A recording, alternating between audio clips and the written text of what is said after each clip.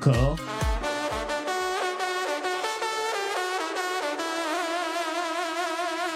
Accord.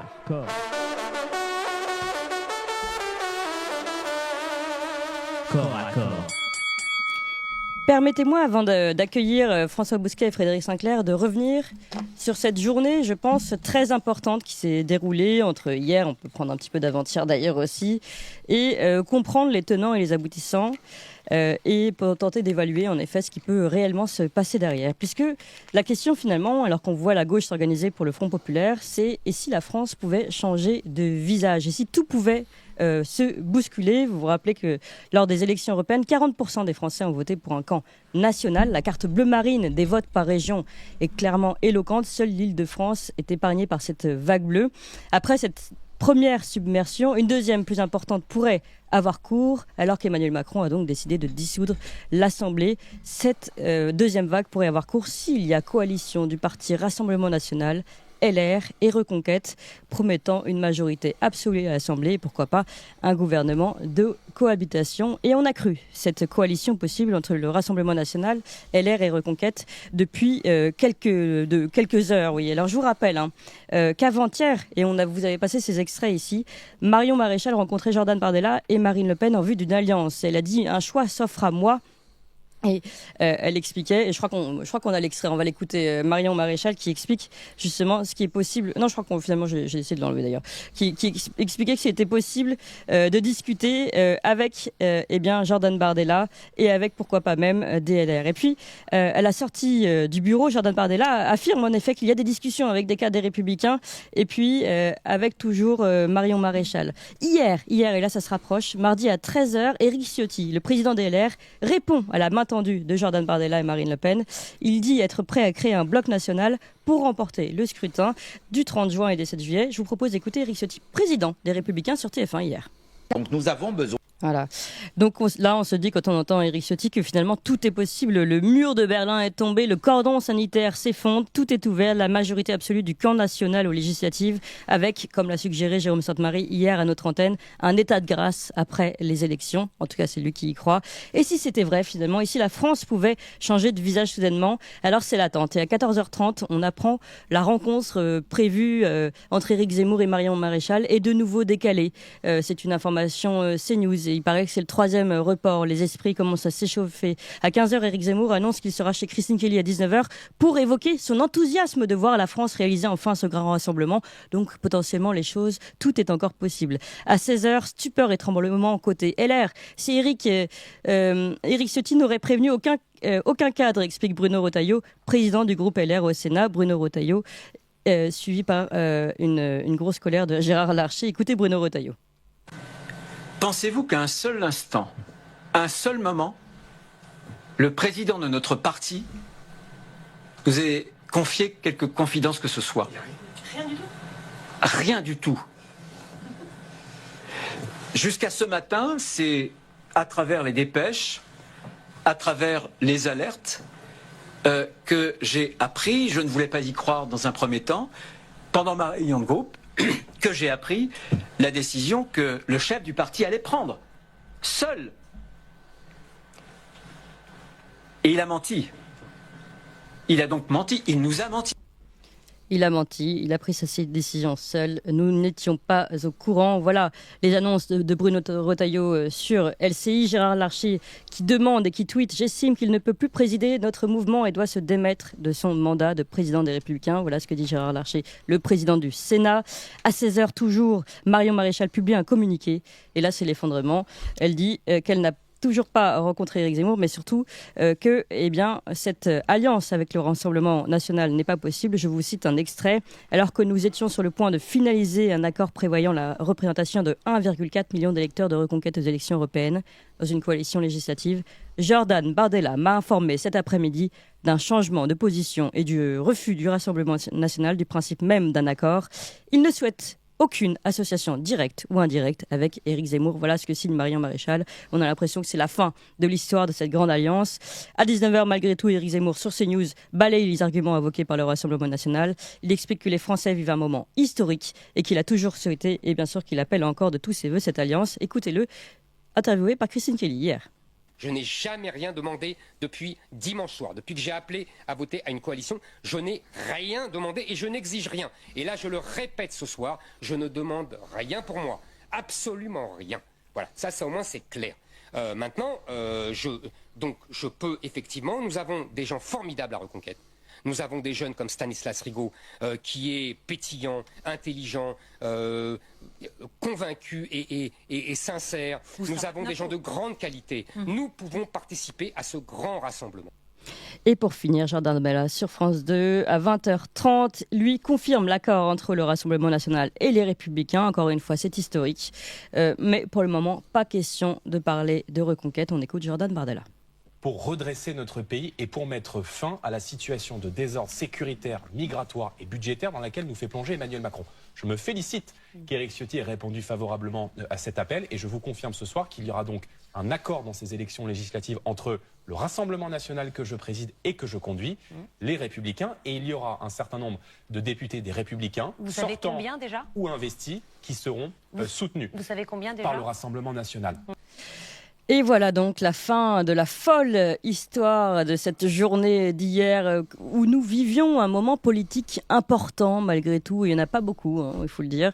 Et on a cru peut-être que quelque chose pouvait se passer pour changer radicalement la face de la France et notamment cette potentielle cohabitation et cette potentielle assemblée à la majorité absolue.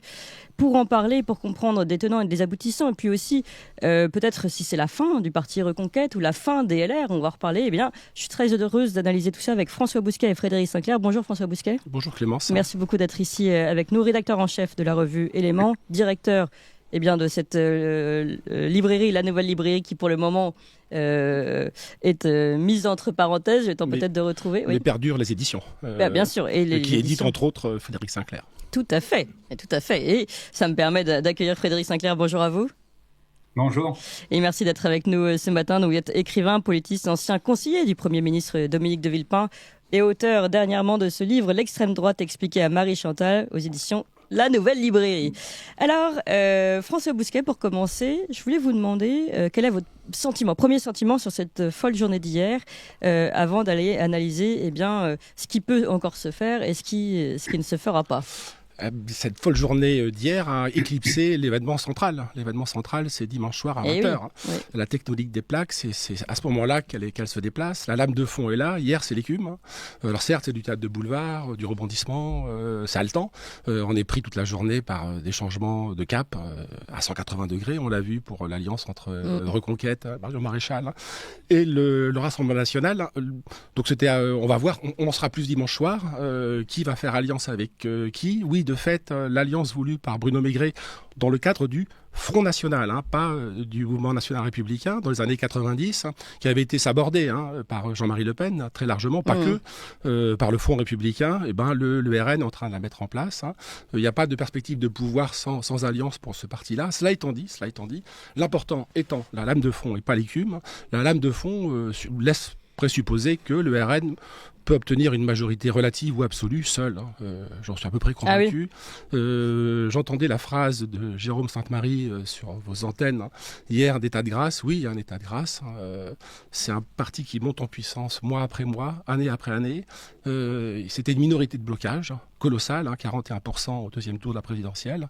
Il y a eu, à la suite de quoi, il y a eu les législatives il y a 2 ans. On ne pensait pas. Le RN était le dernier parti qui pouvait se projeter, conquérir le Parlement. Or, il est en mesure, en position, en situation de le conquérir. Moi, je crois que le RN n'a pas besoin d'alliance. Ah oui. Il faut qu'il ait une alliance. Vous ne pensez pas qu'il a besoin d'alliance? Parce que je rappelle quand même que de l'autre côté, il y a un Front populaire. C'est du vent. Le Front populaire, c'est du vent. Enfin, c'est du vent, mais c'est concret. Il y a des alliances qui fonctionnent et eux, comme on le sait, eux réussissent bien à tenir leurs alliances. Oui, parce qu'il n'y a pas d'ennemis à gauche, alors que la stratégie Union des droites est très problématique. Elle ne peut fonctionner avec les LR, entre autres. On a vu le recul du RN sur la question des retraites. qu'à la condition d'exclure la question sociale. Or, la question sociale est un des deux paramètres fondamentaux du vote en faveur du RN. Il y a la sécurité culturelle, l'insécurité culturelle et l'insécurité sociale. Les deux s'articulent. L'un ne va pas sans l'autre. Le cœur nucléaire des ressorts du vote en faveur du RN, c'est l'articulation des deux. Donc, l'Union des droites présuppose d'évacuer cette question sociale et de tout faire reposer sur ce que Patrick Buisson appelait le capital immatériel commun entre les LR, Reconquête et le RN. Oui. Mais qui me semble problématique. Un mot sur... Donc ça ne tient pas finalement. Sur le Front populaire, c'est de la même manière que le Front républicain est un affront à la République. Le Front populaire est un affront au peuple. Il y a un seul Front populaire en France, c'est le Front populiste. Le Front populiste aujourd'hui, c'est le RN, seulement le RN. Le Front populaire, c'est un front sans le peuple. D'où le peuple a été exclu. Quand on regarde et on analyse l'électorat d'Europe Écologie Les Verts, des mélenchonistes, en gros de la NUPES, fondamentalement, c'est du clientélisme. Le clientélisme ne peut pas conduire ce parti au pouvoir. Moi, j'y crois pas. Élysée, moi, Premier ministre en 2022, a échoué. Ça fait plus de 100 Malgré députés. l'abstention. On sait que le clientélisme marche mieux quand l'abstention est forte. Mais d'abord, il y a moins d'abstention. Alors, évidemment, c'est marginal. Oui. Et je pense que là, on est vraiment sur un effet de souffle. Il n'y a pas de raison que cette lame de fond, ce grand courant souterrain, se brise net. C'est pas possible qu'il se brise net. Le RN était too big to fail il y a 2 ans, quand Marine fait 41%, 13 millions de voix. En effet, il y a 13 millions d'abstentionnistes ou de votes blancs à côté. Donc ça fait 26 millions de personnes qui sont contre Macron dans l'absolu. Mais là, il y en a un petit peu moins. Et puis surtout, le Front National offre enfin à ses électeurs une perspective de pouvoir. Jusqu'à présent, elle était lointaine. Elle était inatteignable. Depuis les législatives de 2022, de mai-juin 2022, si je ne dis pas de bêtises, eh bien, la perspective de pouvoir est enfin atteignable. Oui. Donc ça change le rapport. Pouvoir, c'est aussi une question qu'on va poser, que j'ai posée à Jérôme Sainte-Marie hier, mais j'ai hâte de vous entendre tous les deux là-dessus. Frédéric Sinclair, donc je me retourne vers vous d'abord avant de poser la question du pouvoir et de quel pouvoir va pouvoir exercer éventuellement le Rassemblement national si il y a cette deuxième lame de fond qui se déroule lors des législatives. Mais d'abord, quel est votre sentiment sur cette journée d'hier qui a annoncé l'ouverture à une alliance des droites, LR et Reconquête avec le Rassemblement national? Alors, je vais rejoindre François sur le point de départ. La journée commence dimanche soir, en fait, à 21h. C'est-à-dire que la clé, c'est la dissolution. Une dissolution qui a été énormément critiquée par la classe médiatique. Le système médiatique, en réalité, s'est rebiffé pour des raisons qui sont différentes. À droite, parce qu'ils considèrent le RN comme le parti des ploucs, et à gauche, parce qu'ils considèrent le RN comme le parti des fachos. Et donc, dans les deux cas, les journalistes bontins, les commentateurs, les observateurs bien en place, qui sont pour certains des amis, des collègues, etc. Donc, je pense qu'ils commettent une faute. C'est-à-dire la faute qu'ils commettent, c'est que leur crainte et leur jugement moral sur ce qu'est le Rassemblement national outrepassent leur jugement politique. Je pense qu'il y a une crise de l'intelligence politique aujourd'hui que nous traversons collectivement, qui nous empêche de regarder les éléments tels qu'ils s'offrent à voir. Alors, quels sont ces éléments justement qu'il faut... une réponse à l'asphyxie du corps politique. Il y a une asphyxie du corps politique, c'est-à-dire que la crise que nous traversons, c'est une crise qui ronge le corps politique. Les Français n'en peuvent plus de cette continuelle action morale du camp macroniste, on va dire, donc de la majorité présidentielle, qui échoue dans les faits année après année, et qui continue de dire qu'elle est la seule alternative. On ne peut pas continuer comme ça, on ne peut pas continuer de faire croire au peuple que c'est moi ou le chaos, ça tient plus ça. Donc le moment où Emmanuel Macron, qui n'est pas un stratège, qui n'est pas un philosophe du politique, qui est juste un tacticien, occupé du premier corps du roi, c'est-à-dire le sien, et ne se souciant pas du second corps du roi, c'est-à-dire le corps politique. Il ne pense qu'à lui, mais c'est pas parce qu'on est égoïste, narcissique et habile tacticien qu'on ne peut pas, dans un coup tactique, faire profiter finalement d'un seul coup les deux corps du roi. Il fait les choses par égoïsme, mais ça profite au corps politique. Et c'est exactement ce qu'on est en train de voir et ce à quoi on est en train d'assister en ce moment. Le peuple va profiter d'un moment de crise. Alors ça a été très psychologisé depuis 2 jours, l'action d'Emmanuel Macron, mais le corps politique profite de ça, et l'état de grâce auquel faisait référence François Bousquet, c'est exactement ça, c'est-à-dire il est né de ça, d'un élan d'espoir de cette partie du peuple qui se sent méprisée, déclassée, qu'on rejette soit chez les ploucs, soit chez les fachos, qui se dit mais punaise, d'un coup, alors qu'on s'attendait à partir en vacances avec simplement la victoire du Rassemblement national aux européennes, on va peut-être changer de monde, et donc ce possible espoir, la possible réalisation de cet espoir, en réalité, transforme les choses et crée cet état de grâce. À partir de là, il faut faire de la politique claire, nette et précise. Il y a aujourd'hui 3 blocs. En France, c'est vrai au niveau politique et partisan, c'est vrai au niveau idéologique. Il y a globalement un bloc illibéral de gauche, c'est le bloc qui devrait normalement se rallier derrière la France insoumise. La France insoumise reste le parti de gauche le plus structuré intellectuellement et de loin le meilleur et le plus ancré dans le XXIe siècle. Les autres sont en retard. Le Parti communiste, le PS, ELV sont en retard sur la France insoumise. Ils vont mettre du temps à comprendre que Jean-Luc Mélenchon a 2 coups d'avance sur eux. Un jour, ils vont comprendre. On peut ne pas être d'accord avec cette gauche-là, très bien, mais la gauche, c'est ça. Il faut juste l'accepter.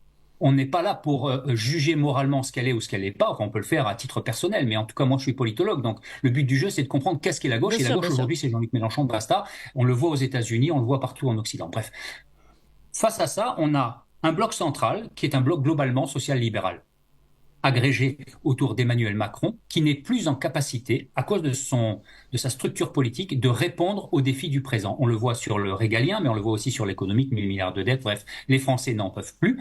On a tendance à analyser les choses simplement en termes de capacité politique, c'est-à-dire d'intelligence politique des responsables. Est-ce qu'ils sont bons? Est-ce qu'ils sont au niveau de ce qu'on attend? Non, ils ne le sont pas vraiment, mais leur idéologie ne l'est pas non plus, c'est-à-dire le libéralisme est à bout de souffle actuellement, et c'est pour ça qu'au niveau géopolitique, la Chine, la Russie, les BRICS commencent à émerger, c'est-à-dire qu'en fait, il y a des alternatives à l'option libérale qui sont en train de s'ancrer dans les faits. Et même au sein de l'Union européenne.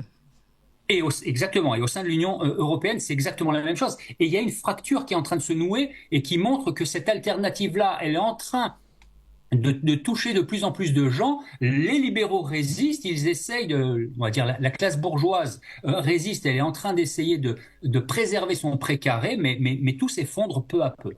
Face à ça, on a un autre groupe illibéral, en tout cas qui se voudrait illibéral, parce que l'illibéralisme de droite est quand même assez peu pensé, en tout cas au sein du Rassemblement national et même plus largement dans la société civile. Il y a un vrai chantier qui est en train de se créer. Et là, il faut bien comprendre ce qui se joue. Premièrement, le Rassemblement national, comme le disait François Bousquet, a les moyens de fabriquer une majorité, qu'elle soit relative ou qu'elle soit absolue. Ça ne veut pas dire qu'il l'aura. Hein. Il peut très bien avoir un échec patent et il se retrouve avec 122 députés au lieu de 89 et ça ne marche pas. Mais on peut parier aujourd'hui sur le fait qu'une majorité à plus de 289 est envisageable. Je crois que Marc Vanguard a fait sur les réseaux sociaux quelques modélisations et il dit que ça lui semble raisonnable. Globalement, les instituts de sondage abondent à peu près dans le même sens. Ils ne savent pas trop, mais on sait que l'important étant le premier tour, on peut avoir une projection assez importante pour le Rassemblement national au premier tour. Deuxième chose, j'entends beaucoup de stratèges, en tout cas se définissent comme tels de la droite, qui déplorent le bloc des gauches en disant « Ouh là là, la gauche est rassemblée, c'est terrible, ça va amputer les capacités du Rassemblement national à accéder au pouvoir. » Mais c'est tout l'inverse, les amis. C'est tout l'inverse, les amis. S'il n'y a pas de bloc des gauches, à ce moment-là, il n'y a personne dans certaines circonscriptions pour s'opposer à Macron, qui sera en recul, mais qui sera là tout de même. Et à partir du moment où, au deuxième tour, on a Emmanuel Macron face au Rassemblement national, on connaît la mécanique, on l'a eu en 2022 au moment de la présidentielle, toute la gauche appelle à voter Macron. Et à ce moment-là, le Rassemblement national est minoritaire. Mais par contre, s'il y a un bloc des gauches, tout le monde vote à gauche, et à ce moment-là, Macron peut être mis en minorité et troisième. Et à ce moment-là, dans une alternative Mélenchon-Le Pen, la bourgeoisie macroniste vote Le Pen. Parce qu'elle ne veut pas de Mélenchon. Potentiellement, ce bloc des gauches est une aubaine pour Emmanuel Macron. La dernière chose sur laquelle je voudrais m'attarder 2 secondes, c'est Éric Ciotti. Oui. Éric Ciotti, aujourd'hui, hier, a lancé un énorme pavé dans la mare, celui d'une possible alliance avec le Rassemblement national. Oui. Là, on a le grand sujet de la décennie, j'allais dire. Oui. C'est-à-dire que ce qui s'est noué hier, en fait, c'est que le début. Éric Zemmour avait commencé à essayer d'effacer cette ligne. Alors, il l'a fait très, très maladroitement en ravivant les Pétain, les Mengele, etc. pendant la campagne présidentielle. On a vu un Éric Zemmour beaucoup moins doué, finalement, que ce qu'on aurait pu croire, beaucoup moins stratège. Intello de salon, certes, mais pas trop stratège politique. Et donc, il s'est planté lamentablement. En revanche, ça ne veut pas dire que l'initiative qu'il avait prise était mauvaise. Ce cordon, qui est une fake news, enfin, je veux dire, c'est une mystification, doit être coupé. Il n'y a pas structurellement déjà de lien entre les Waffen-SS et le Rassemblement national. Il faut quand même, à un moment, prendre entre 4 yeux les gens qui disent ça et leur répondre, écoutez-moi bien, à partir du moment où on étudie la pensée de quelqu'un, de Marx, de Schmitt, on est obligé, depuis Althusser, d'essayer de cibler ce qu'on appelle les coupures épistémologiques. C'est-à-dire que si vous dites qu'il y a une continuité de la pensée, vous devez le prouver. Vous ne pouvez pas balancer des trucs comme ça en l'air et faire comme si c'était une évidence. On ne peut pas faire ça. Donc s'il y a une continuité idéologique entre les Waffen-SS, la division Charlemagne et le Rassemblement national 2024, il faut que vous soyez capable de l'établir. Il faut un bouquin de 400 pages. Si vous n'avez pas ça dans les mains, vous la fermez. Pardon de le dire de façon un peu triviale, mais c'est ça le sujet. En réalité, ils parlent tous de choses qu'ils ne comprennent pas. Bien sûr. Et donc là, on a un vrai sujet. Donc globalement, pour faire court, Éric Ciotti a lancé un pavé dans la mare. Son entourage est incapable d'accepter l'idée parce qu'il croit à leur mythe, véritablement. Vous croyez, est-ce qu'ils y croient ou est-ce qu'ils croient à leur gamelle ? Alors, les deux. Mais c'est pas incompatible. Hein. Oui, c'est-à-dire qu'on peut à la fois avoir un intérêt personnel et en plus être obsédé par un mythe auquel on croit résolument. Et je pense que l'électorat bourgeois et les notables qui entourent Éric Ciotti, ils croient. Toute la question aujourd'hui va être de briser petit à petit, de continuer de briser ce mythe qui n'a honnêtement plus aucune pertinence politique. Oui, mais donc on revient sur votre dernier mot, sur le fait que la journée d'hier était malgré tout historique. Vous êtes tous les deux, vous dites le début de l'histoire a commencé avec ces élections européennes et vous avez bien raison de le rappeler. Mais finalement, nous avons quand même vécu hier avec cette annonce que je vous ai fait entendre d'Éric Ciotti et la confirmation de Jordan Bardella. Un moment historique où finalement vous avez dit c'est le moment de la décennie où on voit le fameux cordon sanitaire, le fameux piège mitterrandien, on va revenir là-dessus, François Bousquet, s'effondrer. Mais le cordon sanitaire, il a implosé déjà. Il a été coupé lors du 2e tour des législatives de 2022, où il y a eu un report de voix colossal, pas seulement de Z et de reconquête vers les candidats. Mais c'était pas institutionnel. C'était pas institutionnel, j'en conviens. Simplement, ce processus d'implosion des LR est d'abord très antérieur à l'implosion de reconquête. Il a commencé en 2017. Macron a totalement siphonné l'aile gauche des LR, les Le Maire, les Darmanin, etc., les Édouard Philippe. Macron a prouvé que les LR étaient fongibles dans le macronisme, et Ciotti est en train de prouver que les LR sont fongibles dans le lepénisme. Donc c'est la fin des LR. Donc c'est la fin des LR. Simplement, la fin d'un parti politique se fait très très lentement. C'est comme les étoiles. Elles brillent d'autant plus qu'elles sont éteintes. Alors je ne sais pas si ça s'appellerait LR étoile, vous voyez. Non, mais c'est tout sauf une étoile. Simplement, les LR, en théorie de l'évolution, c'est un caractère inutile. Un caractère inutile en théorie de l'évolution, c'est un caractère qui dit vestigial. C'est formé sur le radical de vestige.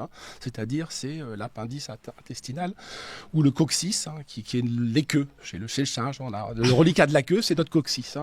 Donc, c'est ce que est devenu les LR. Associé à ça, c'est un parti d'élus, de notables, de baronnies, de sénateurs. Donc, c'est un parti qui va perdurer. Mais les LR sont structurellement morts. Mais, pardon, mais comment il va perdurer là ? Attendez, on a Éric Ciotti qui annonce en gros qu'il se rallie au RN et que, comme vous l'avez dit, ils sont je veux dire, les candidats LR, moi je pense qu'ils ont raison. Ils auraient dû choisir la gamelle, Laurent Wauquiez. Laurent Wauquiez, moi Buisson me disait toujours, parce que ça a été un des Buisson Boys, Laurent Wauquiez, que c'était quelqu'un qui procrastinait. C'est le plus intelligent de sa génération. Major de l'ENA, premier, je crois, à l'agrégation d'histoire, normalien, brillantissime. Mais il ne franchira jamais le Rubicon. Ciotti était sa créature, et sa créature candidature en train de lui échapper. Parce qu'elle ne va pas seulement à la gamelle, enfin, elle va aussi d'abord à la gamelle. Oui. Vauquier, peut-être le rappeler aussi. Si là, on dit sauver la France. C'est de la tambouille. Mais cela étant dit, il y a des dynamiques. L'important, c'est dimanche soir. Il y a des dynamiques électorales qui ne sont pas réversibles. La dynamique du RN n'est pas réversible. Mais en fait, ce que vous la êtes lame en train de fond de dire, du RN n'est pas réversible. En fait, vous nous dites que la baronnie LR et la baronnie Reconquête, ou peu importe, en fait, les barons ne font que suivre une dynamique qui s'installe malgré eux. Mais on a plus de 30% des Français qui ont choisi une liste, un candidat dont du matin au soir, on leur dit qu'il est d'extrême droite, qu'il est nazi, fasciste, comme le rappelait Frédéric Sinclair. Donc, ces gens-là ont transgressé la ligne rouge. Ils sont de plus en plus nombreux à la transgresser. C'est le peuple central. On ne le connaît absolument pas, ce peuple. Mais jusqu'à maintenant, il y avait une distinction entre le peuple, ce que pensait le peuple, ce que votait le peuple, et puis, comme vous dites, la baronnie ou l'élite qui, elle, mais parce qu'il est apparu, autrement. Il est apparu clairement. Il y avait un autre discours. Il est apparu clairement à tout le monde dimanche soir que la dynamique du RN, en l'état, est insubmersible, parce qu'elle est productrice d'espérance, d'alternance, de renouvellement. Le peuple qui est muselé. On va parler du renouvellement de l'espérance. On le connaît pas, ce peuple. Ça en est presque fascinant. C'est mon métier presque, c'est de faire des enquêtes, de produire des enquêtes sur la sociologie du RN. On ne le connaît absolument pas. C'est une terra incognita sur les plateaux de télévision parisiens, entre autres, parce qu'on traverse la France en TGV, pas en TER, parce qu'on passe par les autoroutes et non pas par les départementales. Donc c'est un angle mort complet. Or, ce peuple-là est sorti du bois. Il est sorti du bois massivement. Ça va avoir des effets contagieux. On passe je le redis, de Marine à 41%, ce qui est colossal, c'est 13 millions. Mais là, on est à plus de 30%. C'est la première fois depuis Simone Veil. On n'est qu'au début d'une aventure. Donc l'alternance est en train de se mettre en place. Donc les gens, les LR... Pour vous, c'est le retour de peuple, ce qu'on est en train de vivre ou pas ? Écoutez, on est tous schizophrènes, et moi le premier sur la question du peuple. Le peuple a tellement été déculturé, tellement été acculturé. La sociologie des prénoms américaine. Dans cette France périphérique, quand on fête un anniversaire, on le fête au Buffalo Grill. Les travaux de Fourquet sont fascinants. On a été gallo-ricanisés. Mais ils n'en demeurent pas moins. Ce sont néanmoins des Gaulois réfractaires. Ils l'ont prouvé dimanche soir, en faisant des choix contre toutes les prescriptions des prescripteurs d'opinion ou des dealers d'opinion médiatiques. Donc oui, je pense que ce peuple central, majoritaire, qui est muselé, bâillonné, qui est privé de reconnaissance, de politique de reconnaissance depuis 20 ans, 30 ans, puisque toutes les politiques d'inclusion se font à l'exclusion du peuple majoritaire, eh bien ce peuple est en train de refaire peuple.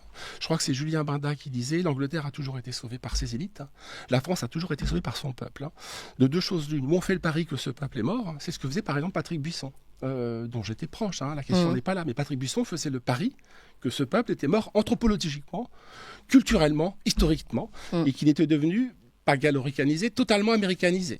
Eh ben, ça n'est pas vrai. Manifestement, ça n'est pas vrai. Il a beau s'appeler Kevin, et Jordan est en train de venger, les Kevin et les Jordan. La sociologie de ce prénom. Il a beau célébrer le début, c'est la mort de Johnny Hallyday, le Working Class Hero, qui annonce les Gilets jaunes. 1 million de Français, place de la Madeleine, qui rentrent par effraction dans l'actualité. On les a jamais vus, on les voit pas.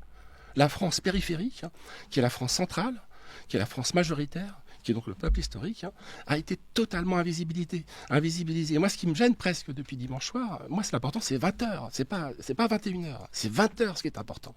L'événement central, c'est le retour du peuple sur la scène de l'histoire et la scène du politique. Ce que vous voulez dire.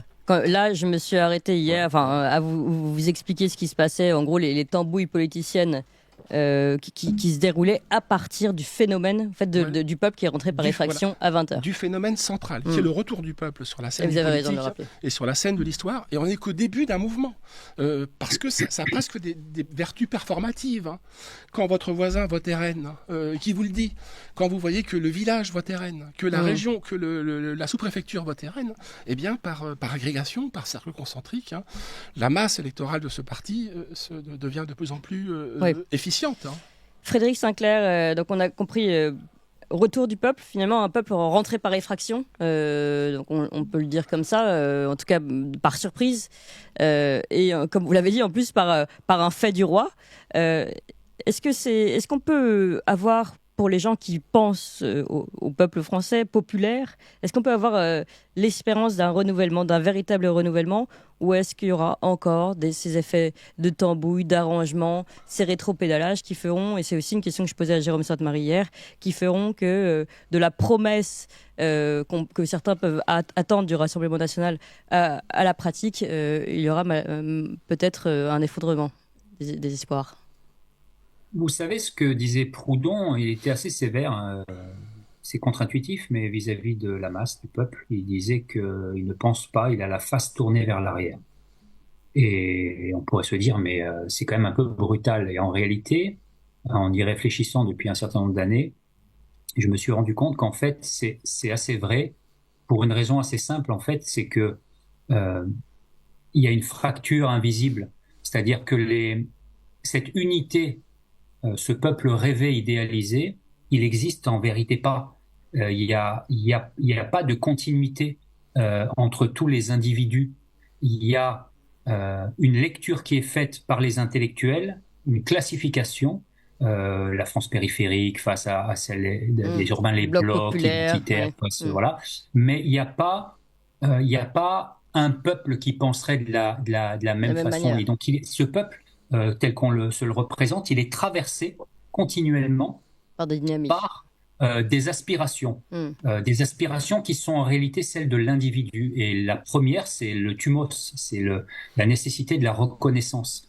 Et François Bousquet disait à juste titre que cette France qu'on a perdue de vue, qui a été invisibilisée, elle est réapparue à certains moments, au moment de l'enterrement de Johnny Hallyday, elle réapparaît à chaque scrutin de façon de plus en plus massive. Et il est vrai qu'aujourd'hui, c'est le RN qui prend le mieux en charge cette France périphérique qui a été invisibilisée pendant assez longtemps et qui trouve à travers Jordan Bardella, à travers Marine Le Pen. Oui, ce que vous pouvez faire avant le Parti communiste. Oui, une voix, exactement, qui à un moment se disait, nous les déclassés, on va faire confiance à cette idéologie communiste. Et rappelez-vous 2007. J'étais dans le cabinet de Dominique de Villepin à cette époque-là. Nicolas Sarkozy rencontre Dominique de Villepin dans les jardins de Matignon. Et Sarkozy, ça a été retranscrit par Bruno Le Maire dans un de ses bouquins, Sarkozy dit à Villepin, on prend l'électorat du RN, du FN à l'époque, on gagne, on le prend pas, on perd. Il a réussi à le prendre. Oui. C'est-à-dire que c'est l'incarnation de la pensée libérale bourgeoise. C'est la ligne Valéry Giscard d'Estaing, Édouard Balladur, Nicolas Sarkozy. Ils l'ont pas vu comme ça, les Français, parce qu'il y a eu tromperie, parce que Patrick Buisson a édulcoré. Oui. Exactement, il a créé une ligne identitaire en réalité que Nicolas Sarkozy n'a pas été capable d'assumer. C'était le grand. Mais on avait entendu les discours, en effet. Oui. De son quinquennat. Mais en fait, sa fibre, et c'est pour ça qu'il rallie Macron assez facilement, parce qu'en fait, cette fibre libérale UDF qui va jusqu'à Macron, elle est très marquée chez Sarkozy. Il a réussi à parler à cette France périphérique et à lui faire croire que l'idéal bourgeois pouvait l'englober. C'est le fameux désir d'union de la bourgeoisie et des classes populaires chez Zemmour. Zemmour est un libéral aussi. C'est un libéral bourgeois, c'est un LR un peu énervé, Zemmour. Et c'est pas un RN. Il y a personne qui arrive à rompre aujourd'hui avec le dogme économique libéral. Et donc c'est pour ça que ça pose un problème à tous ces libéraux, la question du pouvoir d'achat, des mesures de la retraite à 60 ans de Marine LePen. Parce mais est-ce que justement le RN ne va-t-il pas commencer à faire marche arrière ? On commence à entendre hier Jordan Bardella faire marche arrière sur certaines annonces. Ça c'est de la politique. C'est dans le cadre des négociations avec. Mais à un moment donné, il peut y avoir des déceptions. Et c'est que sur les retraites, et c'est un ajournement. S'inédié certes, mais c'est un ajournement néanmoins. Pour autant, je reviens quand même sur cette dimension du peuple et du retour du peuple. Oui. Je m'inscris un tout petit peu en faux par rapport à ce que disait Frédéric. Proudhon, Céline, il y a toute une école qui est assez hostile vis-à-vis de la démocratie et des choix majoritaires. Mais je reste néanmoins, moi, aristotélicien, qui est le premier grand théoricien du politique et qui nous a expliqué magistralement qu'il y a plus de chances qu'une majorité nombreuse ne se trompe pas qu'une poignée d'aristocrates. Donc, et certes, bien sûr, il y a un peuple mythique, il y a un peuple imaginaire, il y a un un peuple sociologique, il y a un peuple historique. Mais le peuple mythique est important. Oui. Pourquoi ? Parce que c'est un mythe mobilisateur du politique. Oui. On en a besoin de ce peuple. Il y a deux grilles de lecture. Et puis on se construit sur un mythe. Voilà, on se construit. La France est évidemment une construction mythique, mais qui s'inscrit dans la durée.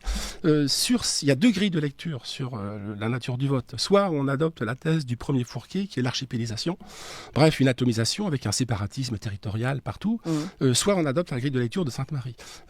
Or, quand il y a un tiers de la population française qui vote pour un parti politique, force est de constater que c'est beaucoup plus qu'un archipel, c'est un continent. C'est une masse électorale qui fait corps. Alors certes, on peut penser, moi je l'ai longtemps pensé, je dois dire, très longtemps, qu'elle a été ravagée par la déculturation, c'est-à-dire le phénomène de l'ignorance, la progression de l'insignifiance et la progression de l'ignorance. Ensuite, par une acculturation américaine, au schéma américain. Mais je pense néanmoins qu'un peuple, en l'occurrence le peuple français, qui s'inscrit dans une très très longue histoire, qui remonte à la guerre des Gaules, même avant la guerre des Gaules, qui perdure à travers certains traits. Taine a des pages magistrales, magnifiques, sur le cœur nucléaire de l'esprit français, l'esprit gaulois, qui a traversé donc 2000 ans d'histoire, ne va pas s'évaporer. Ce n'est pas possible. En fait, c'est une inertie, c'est la force d'inertie. Il y a une force d'inertie, il y a une résistance dans la France périphérique, évidemment. C'est quand la France gagne la Coupe du Monde, tout le village est pavoisé avec le drapeau tricolore. L'équipe de France, elle est black, black, black. Oui, bien sûr, certes, évidemment. Mais il n'empêche, c'est l'équipe de France. Donc tout ça, ça fait sens, et ça fait sens collectif. Je crois qu'on ne peut pas l'occulter, on ne peut pas penser que les phénomènes d'individualisation, qui sont réels, la question n'est pas là, d'atomisation, qui sont réels, je le répète, empêchent la coagulation d'un peuple, à travers un programme électoral, à travers le mythe du sauveur, que sais-je, peu importe. Mais je crois que ce peuple fait encore peuple. C'est la leçon de dimanche soir. Il ne s'agit pas d'idéaliser, je ne l'idéalise pas, je ne veux pas l'idéaliser. Simplement, je prends acte qu'il y a 30% des gens, un peu plus, qui ont décidé de faire, c'est même pas du dégagisme, c'est qui ont plébiscité un plan B. Voilà. Alors, ma dernière question, pour vous d'abord François Bousquet et Frédéric Sinclair, ça m'intéresse de vous entendre. Est-ce que ça vous donne de l'espoir, justement ? Est-ce que vous considérez qu'aujourd'hui, il peut y avoir un véritable changement et peut-être un retour du peuple ? Mais sans l'espérance, qui est la vertu théologale majeure, beaucoup plus que la foi, beaucoup plus que d'autres, l'espérance est la vertu théologale majeure, et la vertu cardinale majeure est le courage. Donc l'articulation de l'espérance et du courage, cette lame de fond le laisse entendre, augure de lendemain, on ne va pas raser gratis, la question n'est pas là. La déception est un phénomène politique, mais il y a néanmoins quelque chose de miraculeux dans le phénomène démocratique, qui est là aussi et qui n'est pas abordé. Quand vous votez, vous faites une opération de pensée magique. Voter, c'est de la pensée magique. C'est que vous pensez que votre désir, votre fantasme, votre espérance va se traduire en acte. La plupart du temps, elle ne se traduit pas en acte, j'en conviens. Mais il n'empêche, c'est un acte de foi. Donc oui, il y a un retour de l'espérance politique. Moi, en tout cas, depuis le deuxième tour législatif de 2022, où je le redis, la minorité de blocage, qui était le RN, eh bien le blocage a été levé. Et puis les européennes d'hier soir, où cette dynamique prend de l'ampleur. Le fleuve souterrain s'élargit et devient un fleuve en crue. Frédéric Sinclair, on vous avait entendu à propos de votre livre, L'extrême droite expliquée à Marie Chantal, où vous expliquez que si finalement par la voie politique on n'arrivait pas, enfin du vote, certaines choses n'arrivaient pas, c'est-à-dire le peuple n'arrivait pas à se faire entendre, il fallait savoir prendre d'autres voies. Vous en êtes où du coup dans votre analyse aujourd'hui par rapport à ce qui se passe ? J'ai pas bougé d'un poil, c'est-à-dire que je crois que en 2022, j'ai écrit que c'était Éric Zemmour qui était le candidat naturel de la prise de pouvoir par la force, c'est-à-dire que s'il devait y avoir un moment en guerre civile et qu'il fallait quelqu'un, c'était lui qui s'était inscrit en affirmant que la guerre civile était déjà là. Et donc il fallait y répondre. À ce moment-là, si la guerre civile est là, on n'y répond pas par la démocratie en fondant un parti politique, on y répond par la force. C'est ce qu'a fait Napoléon pour mettre fin à la Révolution française, et c'est ce qu'a fait Charles de Gaulle pendant la guerre d'Algérie.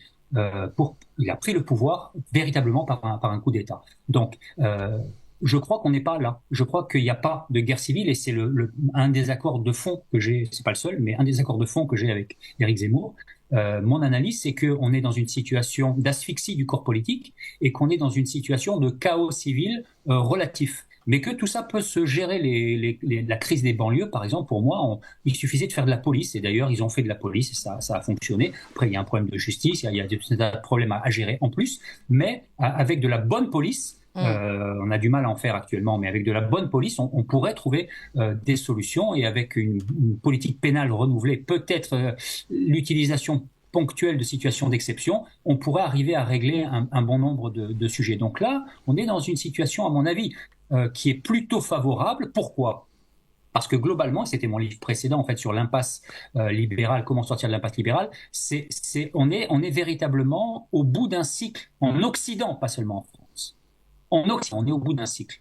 Le libéralisme anglo-saxon qui est né pendant les Lumières est en train de mourir. Il va falloir trouver une alternative. Les grands blocs civilisationnels qui nous entourent ont déjà leur alternative, soit parce que structurellement ils sont portés par une pensée millénaire, ça peut être religieux, ça peut être autre, soit parce qu'ils sont en train de reconstruire quelque chose, c'est le cas de la Russie, mais il y a une alternative politique qui est en train d'être pensée. L'Occident vit encore sur un mythe du XXe siècle. L'essentiel de nos dirigeants politiques ne sont pas entrés dans le XXIe siècle. Je crois qu'on est en train, en France, d'y entrer doucement. Et donc, il me semble que c'est ça qu'on est en train de vivre aujourd'hui. Je suis d'accord avec François Bousquet, c'est-à-dire qu'on est au début de quelque chose. Vous disiez tout à l'heure que la journée historique d'hier était historique. Je pense que ça va être historique jusqu'au 7 juillet. Et on est seulement dans la partie acquisition du pouvoir. Ensuite, il va y avoir la partie exercice du pouvoir. Le Rassemblement national, je vous le dis ici tranquillement, le Rassemblement national va échouer dans l'exercice du pouvoir. C'est pas grave, hein, c'est normal. On ne peut pas réussir dans l'exercice du pouvoir. L'exercice du pouvoir est forcément un échec. On ne peut pas régler les problèmes de tout le monde. C'est pas possible. La question, c'est est-ce qu'on arrive à dépasser les clivages, les blocages, les impossibilités d'hier ? Est-ce qu'on va réussir à dépasser l'incompétence sur certains sujets régaliens économiques d'Emmanuel Macron, c'est-à-dire globalement de la pensée libérale ? Oui. Ça, oui. Et c'est pour ça qu'il faut cette alternance-là. C'est pour ça qu'il faut cette alternance, pour qu'on dépasse ces points-là. Et c'est ça, finalement, qui, à mon avis, devrait donner... Moi, je suis un disciple de Machiavel, donc je suis plutôt partisan du pessimisme anthropologique. Ouais. Mais pour ceux qui ont de l'espoir et qui sont plutôt optimistes, c'est ça qui devrait donner l'espoir. C'est que, politiquement, on articule quelque chose qui va nous sortir d'une longue séquence qui avait besoin de se terminer. Donc, vous croyez aujourd'hui, je reviens à ma question... à une sortie politique plus qu'une sortie par les rues, on va dire. Oui, je pense qu'effectivement qu'aujourd'hui on reste dans un cadre démocratique et je m'en félicite. Je suis moi un aristocrate en ma façon de penser, c'est-à-dire que je pense qu'en réalité, comme Montesquieu, la solution de la démocratie réside dans un équilibre démocratie-aristocratie. Si ce déséquilibre est mal fait, ça marche plus. Aujourd'hui, on a une forte crise de l'aristocratie. On n'a plus d'élites qui soient véritablement des élites. Et c'est pour ça que la démocratie est malade. Mais globalement, le système politique doit rester démocratique. Et donc, là, c'est ce que ça permet. Et on doit s'en féliciter de ça. Très bien. François Bousquet, vous vouliez ajouter une dernière chose ? Sur la question de la rue. Oui. La rue, elle est monopolisée par la NUPES, par Mélenchon, par LFI, etc. Aujourd'hui, mais vous avez vu les Gilets jaunes. Non, c'est pas la rue, c'est la route. Hein. C'est une autre sociologie, c'est un autre monde. Hein, c'est intéressant. Chacun son bitume. Ouais, chacun son bitume, voilà. D'accord, merci François Bousquet. Merci beaucoup, je rappelle, rédacteur en chef de la revue Léman et directeur des éditions La Nouvelle Librairie. Merci beaucoup Frédéric Sinclair, écrivain, politiste, ancien conseiller du Premier ministre Dominique de Villepin et auteur de ce livre L'extrême droite expliquée à Marie Chantal à La Nouvelle Librairie. Merci à tous les deux.